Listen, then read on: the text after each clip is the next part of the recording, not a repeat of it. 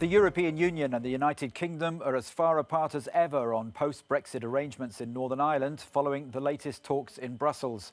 London has rejected the EU's proposals for easing controls on internal UK trade between Britain and Northern Ireland, necessary under the divorce deal as the territory remains subject to some EU rules.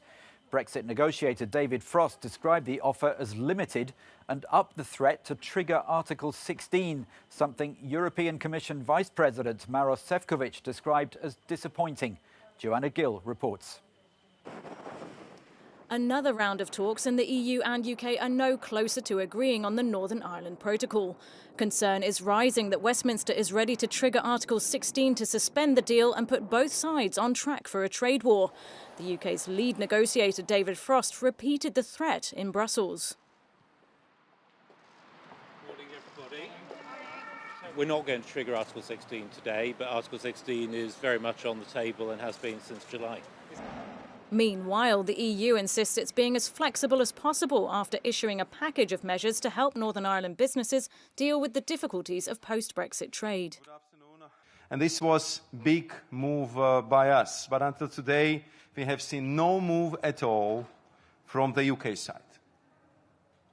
I find this disappointing, and once again I urge the UK government to engage with us sincerely.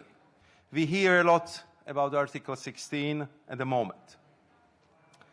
Let there be no doubt that triggering Article 16 to seek the renegotiation of the protocol would have serious consequences. The protocol is the part of the Brexit deal that allows Northern Ireland to stay in the EU's single market for goods. It was designed to keep an open border on the island of Ireland in keeping with the Good Friday Peace Agreement. However, the UK wants to change rules governing the deal, notably removing the oversight role of the Court of Justice of the European Union, a red line for Brussels. The EU is preparing for all eventualities, including the full suspension of the EU-UK trade deal. Talks continue next week in London in the hope of bridging the gaps. Joanna Gill, Euronews, Brussels. And we can cross to Brussels now and join our correspondent Effie Kotsakosta. Effie, it seems that the language from both sides is very familiar. The positions still far apart and very little progress, it seems. Exactly, Alasdair. This was the third round of talks, and of course the mood in the room didn't look like very friendly between the two main persons of the United Kingdom and the European Union. There is no solution, there is no agreement. The Article 16 is on the table very fast, I would say, since the trade agreement was done, and we have to remember that this Article 16 was the one that really cemented the post-Brexit deal last year. So what is at stake? Of course, everybody now wants to move on. The EU put on the table another proposal that described, Maros Sefcovic described it as an express lane for goods crossing, the UK and Northern Ireland. So now we have to see what will happen next week in London between Maros Sefcovic and David Frost. The mood, of course, is still gloomy, and we shouldn't ignore the bilateral, of course, dispute between France and the UK, and the mood is escalating. Of course, the impact on the ground is not that serious, as the UK has actually suspended the border checks of the goods. So, with the UK's threat to suspend part of the protocol by invoking Article 16 getting louder and louder, how is the EU gearing up to deal with that? What's it planning as a potential response?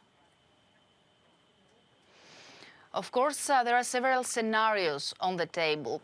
If there would be a trade war in case the UK really triggers Article 16, of course, this is a possibility. Nobody wants that, but it is always a possibility. It's the most serious scenario.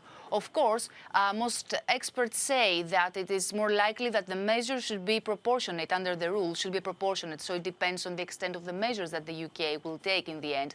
The Article 16 anyway allows either side to take, unilateral steps if they assume that there are really serious damages on environmental or economic or social standards. So the most likely scenario, we would say, is that the EU could really slap tariffs on specific products of the United Kingdom. But of course, it could also slap the whole trade agreement. This would be very serious and would really put at risk the UK and UK relationship post-Brexit, and really soon.